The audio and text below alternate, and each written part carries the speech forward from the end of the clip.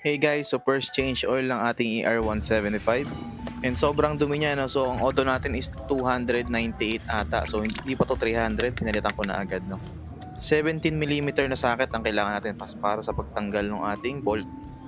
So yung pagtanggal nito guys is always counterclockwise, and then hayaan natin mag-drain yung ating engine oil, no? So sobrang dumi ng ating engine oil and marami talaga siyang mga metal shavings. Tinagilid ko rin yung ating motor sa tulong ng kanyang center stand. Yan, so maraming dumi guys and center shavings na nakikita, yung makikintab na yan. So galing yan sa ating engine. So drain na rin natin yung ating gear oil. Sa ilalim yung kanyang, ayan, yun yung drain bolt. Ito yung filler, yung mayroong copper. Ayan, so medyo marumi na rin. Sukatin natin mamaya.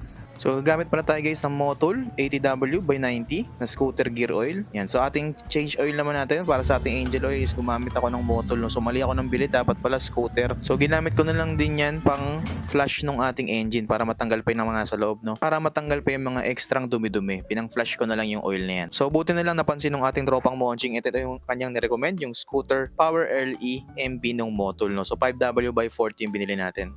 And tinanggal ko nga pala guys yung cover ng ating engine, no, yung CVT cover na plastic, kasi hindi ko matanggal yung 10mm na to na drain plug ng ating gear oil. So tinanggal ko muna yun and then tsaka tayo nag-proceed. And then yan, nalagyan na natin yung gear oil natin. So hindi ko siya masyadong pinuno hanggang sa mag-spill lang yung kanyang oil, no, sa may kanyang butas, no. And after nyan, painitin lang natin yung ating makina for 3 minutes to 5 minutes, no. And then go na tayo, punta tayo ng bitbit.